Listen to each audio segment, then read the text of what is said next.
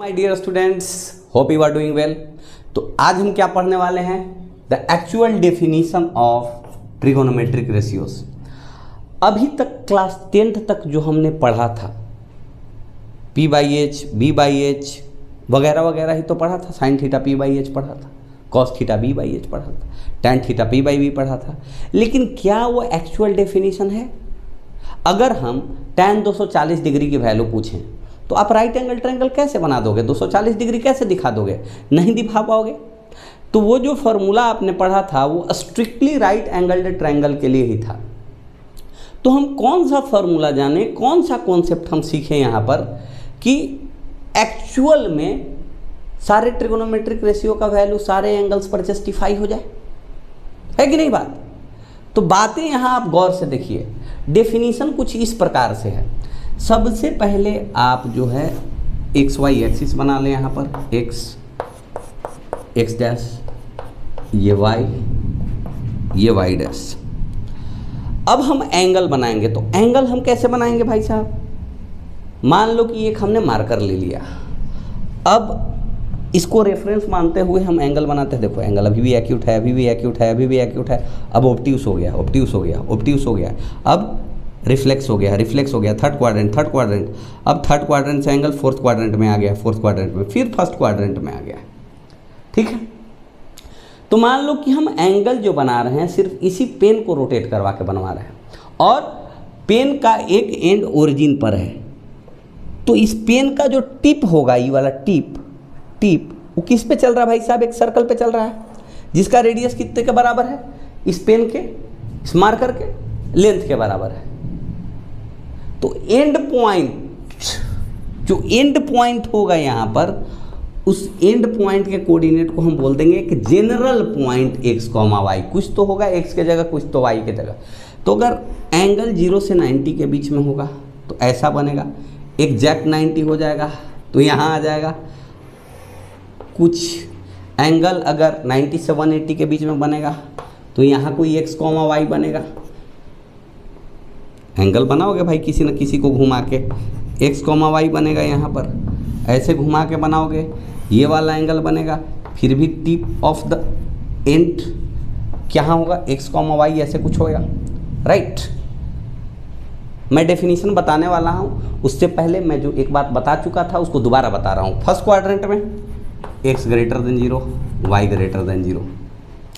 Second quadrant में x less than 0, y greater than 0। Third quadrant में x less than 0, y भी less than 0। Fourth quadrant में x greater than 0, y less than 0।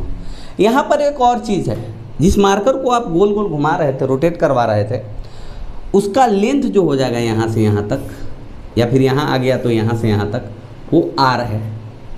क्योंकि ये circle पे इसका tip घूम रहा है। रेडियस मान लेते हैं सर्कुलर पाथ का, इस जो सर्कल बन रहा था ऐसे ऐसे। तो ये r किसके बराबर हो जाएगा भाई? r जो हो जाएगा वो एक्चुअल में ओरिजिन से किसी पॉइंट का डिस्टेंस क्या होता है? एक्स वाई प्लेन में ये होता है, ये हम सबको पता है। तो यहाँ पे आप गौर से √x² + y²। r को हरदम आपको ग्रेटर देन 0 लेना है। r is always greater than 0। ध्यान रहे इस बात का, है कि नहीं?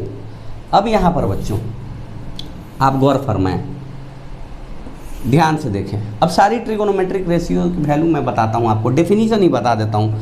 कोई जनरल पॉइंट आ गया x, y, अभी सेकेंड क्वाड्रेंट में है, इसका मतलब एंगल सेकेंड क्वाड्रेंट में ही नहीं है, कहीं भी हो सकता है। अपना साइन थीटा का जो डेफिनेशन है वो ये है, अगर थीटा अभी यहाँ बना, कहीं भी बन जाए, वो है y/r।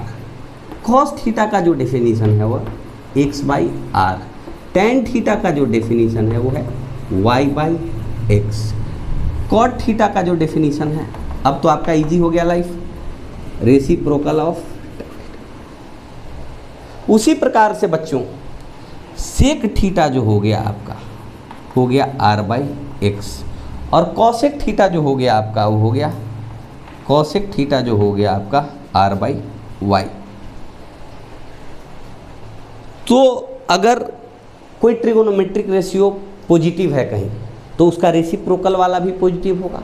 कोई ट्रिगोनोमेट्रिक रेशियो किसी क्वाड्रेंट में निगेटिव है तो उसका रेसिप्रोकल वाला ट्रिगोनोमेट्रिक रेशियो भी उस क्वाड्रेंट में क्या होगा, निगेटिव ही होगा।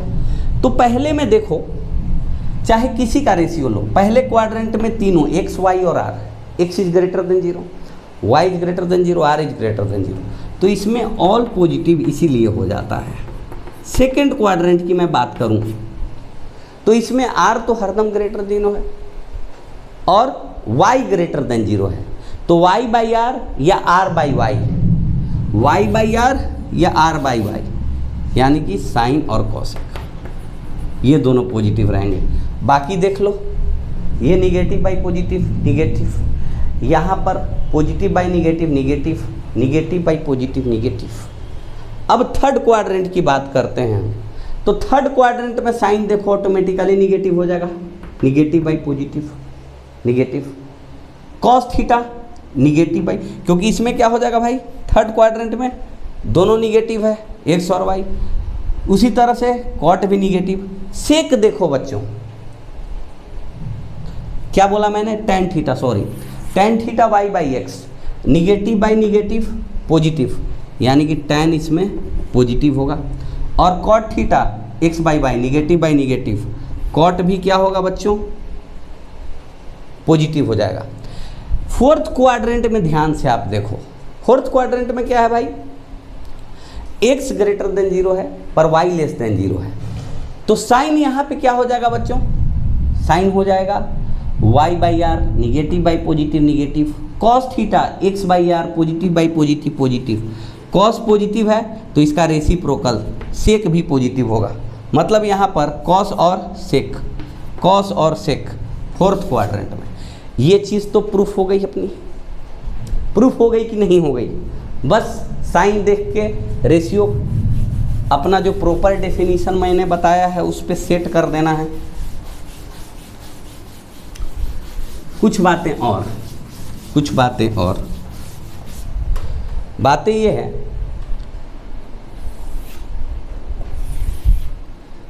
उस मार्कर को घुमा रहा था तो मार्कर के लेंथ को हम आर मान ले रहे थे, इसको ऐसे सर्कल में हम लोग घुमा रहे थे। अब यहाँ पे कितना डिग्री, जब ऐसे मार्कर था तो 0 डिग्री बन रहा था, जब ऐसे मार्कर आ जा रहा था तो 90 डिग्री बन जा रहा था, जब ऐसे मार्कर आ रहा था तो 180 डिग्री बन रहा था, ऐसे 270 डिग्री बन रहा था, और यहाँ पे फिर से 360 डिग्री बन रहा था। इसका x, y क्या हो जाएगा भाई, यहाँ तो x कोऑर्डिनेट 0 है, यानी कि 0, r पुट कर दो, यहाँ पे -r, 0, यहाँ पे 0, -r, यहाँ पे r, 0। अब वैल्यू पुट करते जाओ, आपका आ जाएगा साइन 0 डिग्री कहाँ था, जब मार्कर ऐसे था, तो साइन 0 डिग्री, यहाँ का x कोऑर्डिनेट क्या है भाई, यहाँ का x coordinate, sorry y coordinate क्या है, 0, तो 0 बाई आर 0। अगर cos 0 की हम बात करें तो cos 0 क्या हो जाएगा बच्चों, x by R, x coordinate यहाँ का कितना है, r बाई आर 1। रैंडमली पूछो यहाँ पे, अगर कोई बोल दे कि cos 180 डिग्री कितना होगा सर, तो cos थीटा क्या होता है, x बाई आर होता है। 180 डिग्री कब बन रहा है, जब इस पोजीशन पे है, तो यहाँ का x कोऑर्डिनेट क्या है, -r, तो यहाँ पर -r by R is equal to -1। अगर कोई पूछे कि साइन 270 डिग्री कितना होगा सर, तो 270 डिग्री ऐसे ऐसे यहाँ आ गए, मतलब इसका x कोऑर्डिनेट कितना, 0, y कितना, -r, y बाई आर होता है, यानी अब समझ में आ गया होगा आपको। साइन अगर कोई 180 डिग्री पूछे सर, तो क्या होता है सर, y बाई आर, 180 पे कहाँ आ रहा है एंड, यहाँ पे कितना हो गया सर, y कोऑर्डिनेट 0 हो गया सर, 0 बाई आर बराबर 0। कोई tan 90 पूछ ले सर, कोई tan 90 पूछ ले तो क्या कीजिएगा, tan 90 y by x tan theta होता है, 90 यहाँ पे बन रहा है, इसका y कोऑर्डिनेट क्या है भाई, y coordinate r, x coordinate 0, r by 0 not defined. अब एक्सिस पर जो एंगल्स बन रहा था उसका ट्रिगोनोमेट्रिक रेशियो का प्रूफ आपके सामने है। आप इसको शांति से देखें, समझें, आपको इजीली कॉन्सेप्ट क्लियर हो जाएगा। अब इस पे मैं कोई विशेष चर्चा नहीं करूंगा। अब मैं थोड़ा सा ट्रिगोनोमेट्रिक एप्रोक्सीमेशन बताऊंगा आपको। ट्रिगोनोमेट्रिक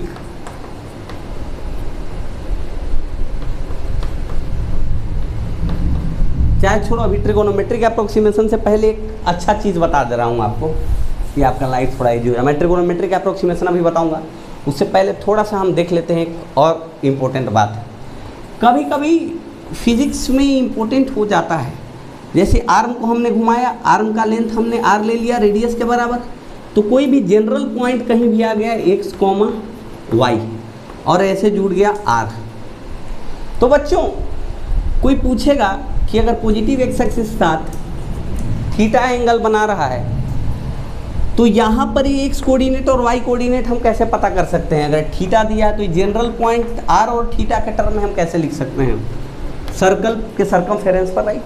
तो एक्स वाई आर हम लिखते हैं कॉस थीटा, तो एक्स इज इक्वल टू हम लिखेंगे आर कॉस थीटा। जब सर्कुलर मोशन पढ़ेंगे तो इस कॉन्सेप्ट का यूज आएगा। वाई बाई आर हम लिखते हैं साइन थीटा, यानी कि y इज इक्वल टू हम लिखेंगे बच्चों आर साइन थीटा। तो जो जनरल पॉइंट आप यहाँ पे लिखिएगा, this point will be equal to, अगर थीटा वेरी कर रहा है, थीटा ऐसे ऐसे वेरी कर रहा है, वेरी कर रहा है, वेरी कर रहा है, थीटा तो चेंज होता जा रहा ना भाई, हैं? तो यहाँ पे R cos theta comma R sine theta. Angle ध्यान से देखना है, पॉजिटिव एक्स एक्सिस के साथ एंटी क्लॉकवाइज डायरेक्शन में जो एंगल बनेगा वही एंगल पर ये फॉर्मूला जस्टिफाइड है, क्योंकि उसी एंगल क्या है, सारा चीज़ डिफाइंड है, राइट। अब हम क्या करते हैं, अब ट्रिगोनोमेट्रिक अप्रोक्सीमेशन पढ़ेंगे बच्चों। ट्रिगोनोमेट्रिक अप्रोक्सीमेशन, ट्रिगोनोमेट्रिक अप्रोक्सीमेशन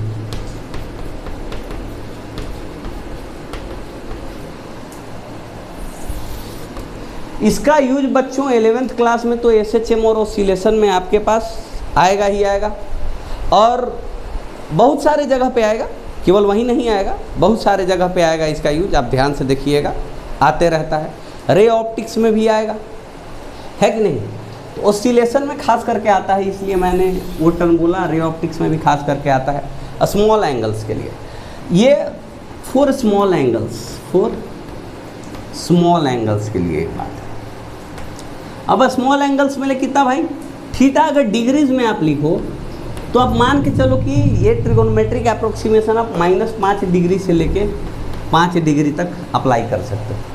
पर ट्रिगोनोमेट्रिक अप्रोक्सीमेशन लगाने में ध्यान ये रखना होता है कि take theta in radians, take theta in radians. आपको एंगल किस में लेना पड़ेगा, रेडियंस में लेना पड़ेगा।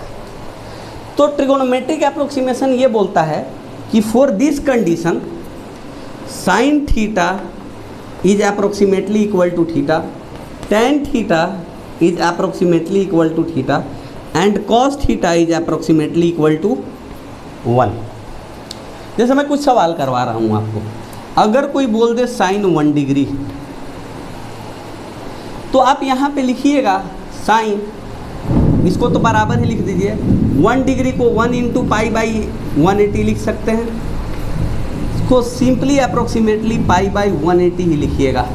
3.14 समथिंग पुट कीजिएगा आप, तो इसका वैल्यू लगभग आ जाता है 0.0175 के बराबर।